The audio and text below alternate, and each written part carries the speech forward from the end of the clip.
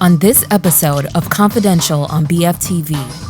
That actually is hard! Jamal Muhammad lets us into his creative studio to give us a look at his luxury jewelry brand, Kyrie. Image impacts your day-to-day experience. Plus, we get a behind-the-scenes look at his New York Fashion Week show.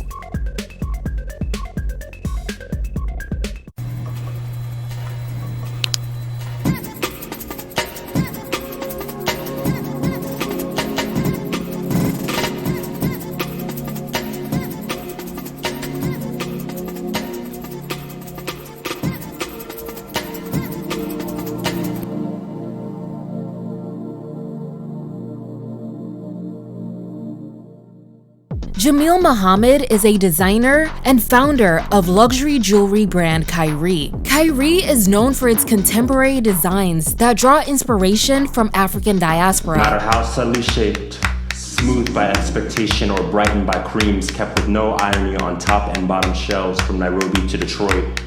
Won't this body always remind someone? He started the brand in his college dorm and raised funds through a Kickstarter in 2016. Since then, some of the most notable women in Hollywood has worn Kyrie. Have Jameel here tonight wearing a Jameel original. Kyrie original. Kyrie original. Jameel has been recognized for his innovative approach to jewelry design and his commitment to celebrating Black culture and history through finely crafted pieces that tell a story of heritage and identity. Today, he's allowing BFTV into his Brooklyn studio ahead of his New York Fashion Week show to give us a look at his designs. And later, we attend the big show.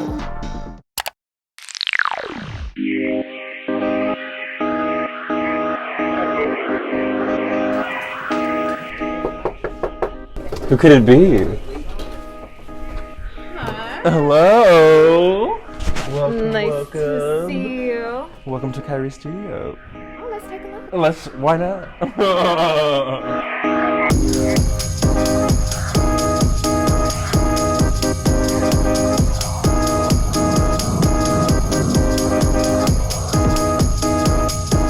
You won't see it today, but on Saturday when you guys come in, when you're at the show, you'll see there's like a very cinched waist, like ridiculously cinched waist on that. This one I love. I love this. Is someone gonna wear this? It's so warm. Yeah. I'm trying this on right now. We're trying it on her right now. Very Oh my god, that's exciting. Bundle fantasy. Okay. Is it Brazilian or what? It is not. Do you know where it's Very from? synthetic. Yeah. People are sleeping on synthetic, okay? They give sometimes. I have some good synthetic like wigs. I wear wig for like 6 hours max, so I get synthetic. I'm not installing human hair for 6 hours. Yeah.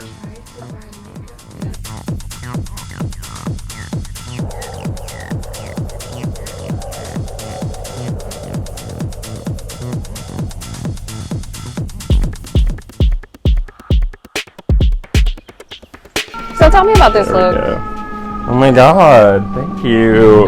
This look is made completely from ribbon and from feather boas. And it's kind of my idea. It's like my exploration of soft life fantasies. The idea of like living this really like luxurious and opulent life, and like what does that really take to manifest? And like, how real is it? You know, how durable? How much does it really cover? You know. Oh, so she's going down the runway just like this. I don't know yet. We'll see. There's like, we're trying it on a lot of people. You know, we tried it on a guy yesterday. And it was really nice. Oh. Like it was like you never see. It was super dark skin, beautiful. That's it. You know. And your previous collections like explored Black liberation and racial politics. Yeah. And they were storylines. Is this collection gonna follow the storyline? Yeah. So this is like the third like installation, the last in this trilogy called Fights, Flights, and Fantasies. Go but so far. And that's my exploration of like these different trauma responses that we have that kind of reoccur historically, and when indulging in that is like productive and like liberatory, and when it's also kind of just escapist and maybe avoidant, you know? Yeah.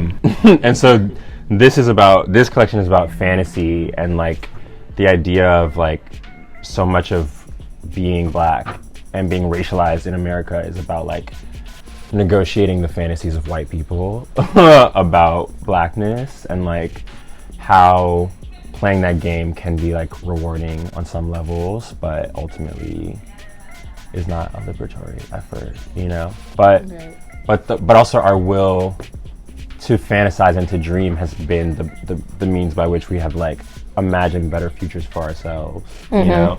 And so you can't throw out the full strategy. You just have to think about when it makes sense to apply it. Right.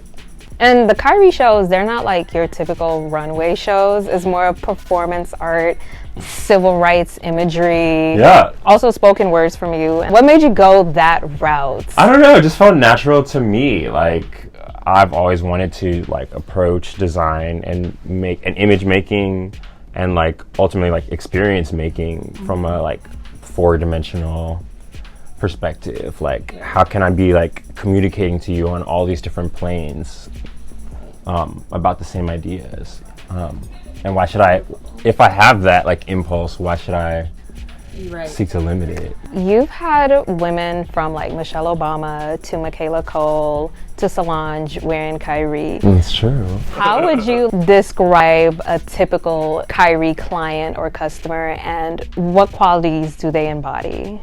That's actually a really good question, and I feel like that's well phrased, because the only thing typical about them is the qualities that they embody. Like, they come from different walks of life and like experiences, but I feel like the main thing is that they see what they buy and what they consume and what they bring into their lives as like an indication of their values, and they try to express something about themselves that's real, you know, not just something that's like, I'm hot. Like, they're trying to like say like, I believe in this, you know, through like what they buy. And I feel like that's been like the most unifying feature. Well, show me the new collection. All right.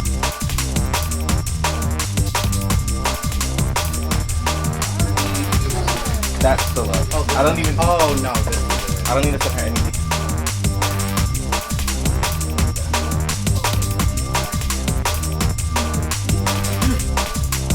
Oh yeah, we can show some. Show me what's going on.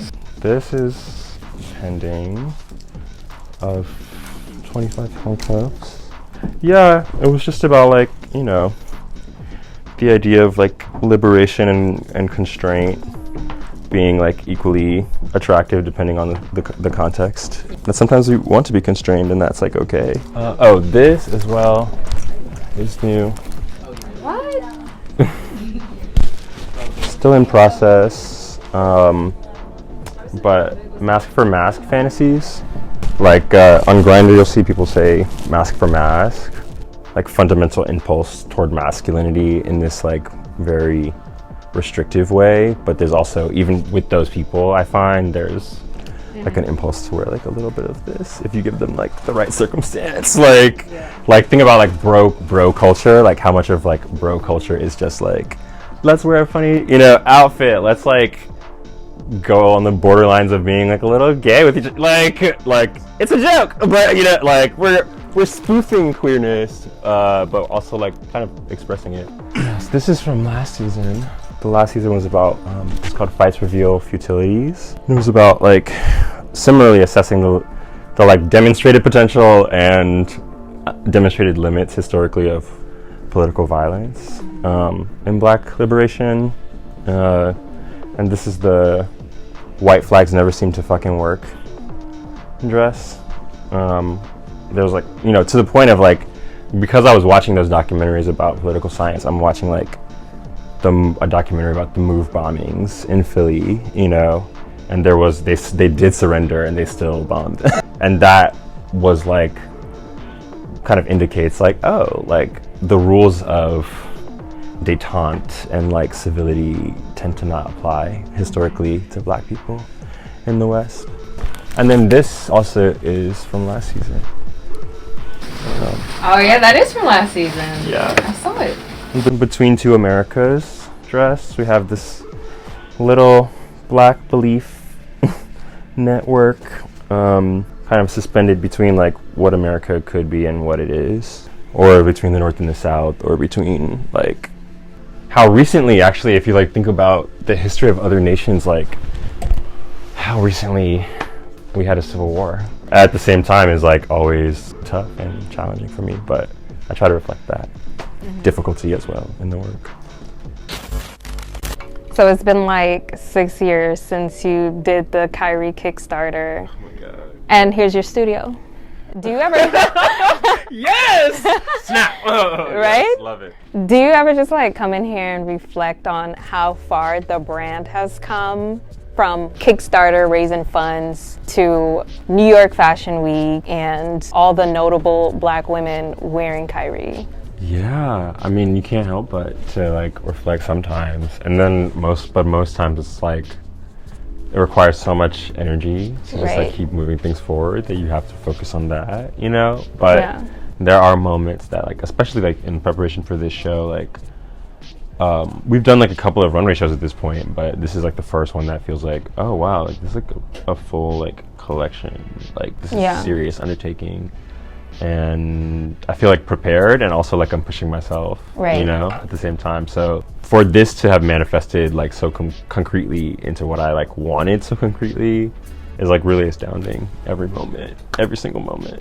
Everything in here is inspired by African diaspora. Tell me about your family, your upbringing, like what inspired you to go this route? Yeah, I mean, so I feel like the number one thing about my family is like curiosity and like interest, and wanting to know, you know, whether that's like our own genealogy, whether that's about like African political movements or civil rights era politics or whatever it is. It's like it's very much about like seeking information, and so that I think really manifests in the way that this work is. That's my story, and I think that it is really manifest in the collection, but I also try to make something that is about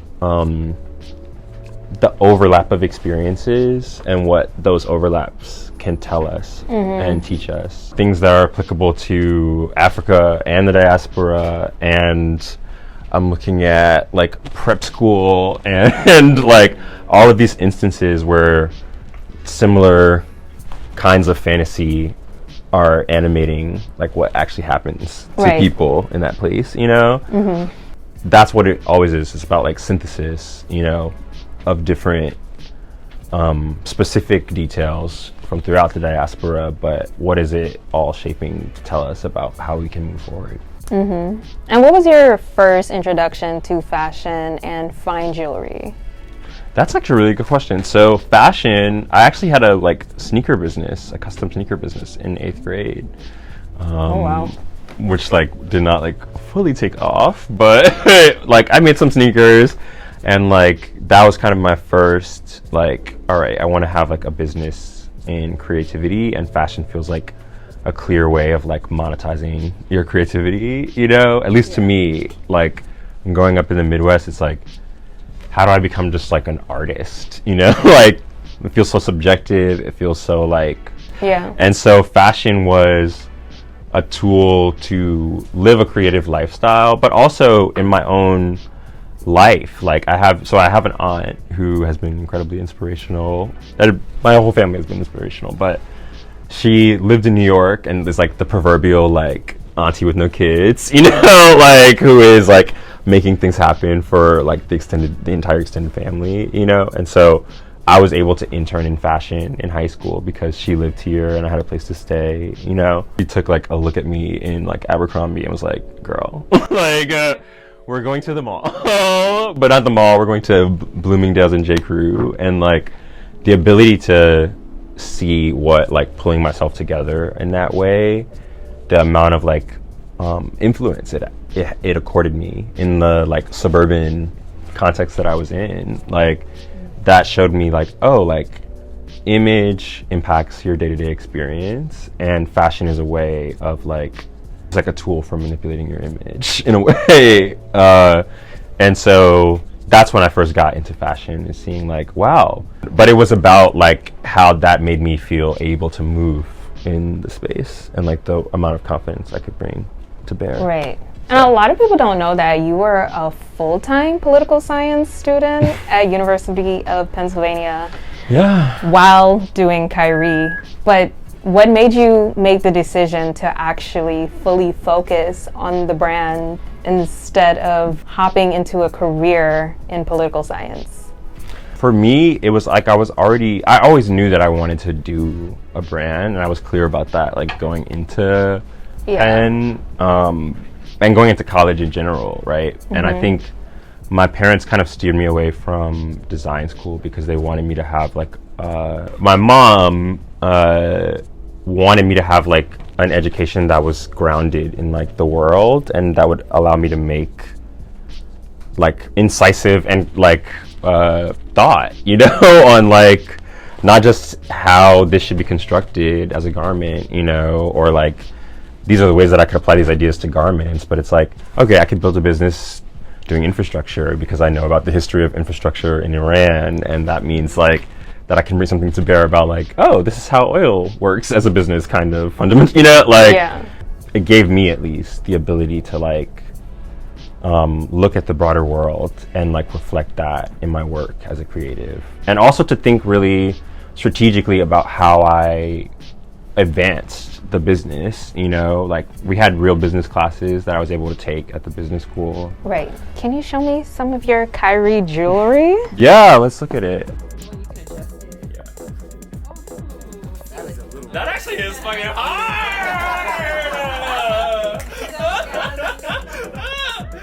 Wow, look at that! It actually looks so good. That looks iconic!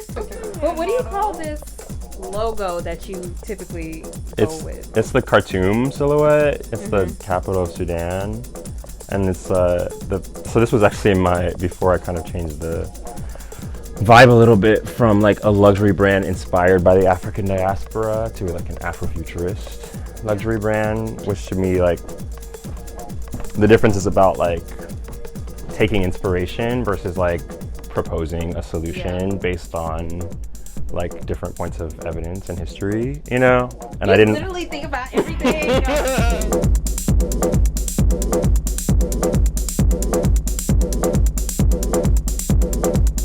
Okay, but tell me about jewelry. The jewelry. Yes. Let's get into the jewelry. Get into the jewel. Okay, so what do we have here? But a bevy of KHIRY jewels. This is kind of like probably the simplest. This is our stacking ring nude. I was telling you earlier, this is the Khartoum silhouette that's inspired by cattle shapes, of bighorn cattle that are herded in Sudan as like a store of value. And so when I was really in my like inspired by the African diaspora bag, I was like, I'll do a Moroccan collection next. You know, like I'll just bop every season to like a new source of inspiration. But I think that there was the beginnings of like trying to think about ideas in like a more nuanced way, because it's about like this shape felt so iconic for the brand because it was about the brand being like a space for a different means of assessing value, you know, than existed around me, you know, and to take the idea that like, oh, in other places there are just wholly different ways of like building wealth and like relating to community, you know, and that doesn't mean that we have to just like strive to like duplicate that. We have different histories, but to take inspiration. This is a stacking tower ring, which is like, you know, kind of a thicker band that is like a duplication and iteration of these. The idea of like, oh, I see. Yeah. And I make all the 3D models digitally, so, and this just felt like a tower, like a space for like knowledge exchange. This is new. This is actually the first day that we're seeing it in leading up to the show. It's the idea of like a shield. I love the idea of like a spike because I think that it's so much information. It like so like tells you, like a visible spike is like it's like deterrence in politics, right? Like, or in like, you know, nuclear theory, right? Like if I have a big enough spike as a ring, maybe you just like know not to fucking try me, you know? I look like I can fuck you up, you know? But this was one of the first pieces I designed from the first collection, actually. Once we developed this shape, it wasn't within the ring first, it was first in the bangle. And then I was like, necklace, like ring, like how do I continue to build this language so that it is actually recognizable over time? Because that's like really important. Is like, I'm seeing increasingly over time, people are like, oh, like, is that a Kyrie piece? Or people are telling me that people are coming up to them and being like, oh, is that a Kyrie piece? And I think that it is because I did have some insistence, like, and some consciousness at the beginning that like building a brand is like making something that people can easily like access in their mind. And now as I'm starting to like venture into new things, it's like, how do I continue that journey, like make sure that it's recognizable and distinctive, but still allows me to like explore. Yeah, this is also a new piece. Crystal tried it on a second ago. It's a little too small for me. I think we'll probably have to do different sizes because it really fit well on you, I thought. How did you feel?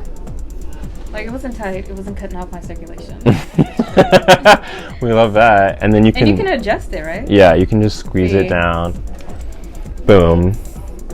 Honestly, like, just seeing it today, like, I really feel like doing different product categories. I've always had the aspiration to do all things, right? And not limit my creativity to one category. But I also understand increasingly over time, like, how do you build a business in different things? It's some things are easier than others, right? Because jewelry is like really highly regarded, you know, but it's not super visible in some photos, so it's kind of hard to market it in like a viral way. But I think the intention with this was to give people something that they could like very clearly express, like, this is the brand that I fuck with, you know. But I wanted to put that like Kyrie iconography like a little bit more forward, you know, in the next, as we start to continue to build that story and that design language. Hopefully I will have slept by then. If not, I'm gonna look a lot different. I bought some like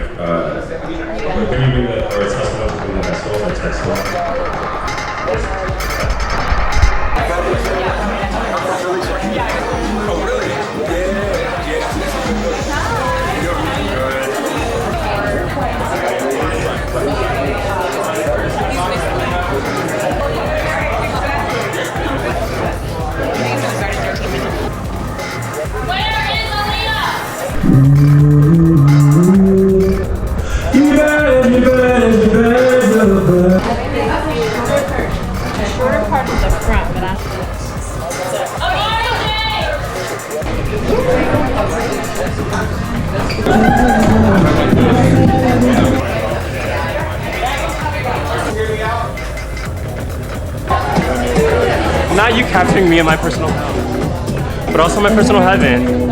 Over duality.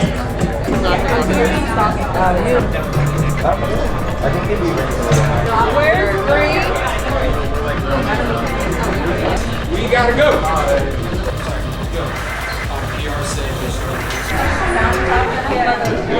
See it and sign off, and then we're doing the show.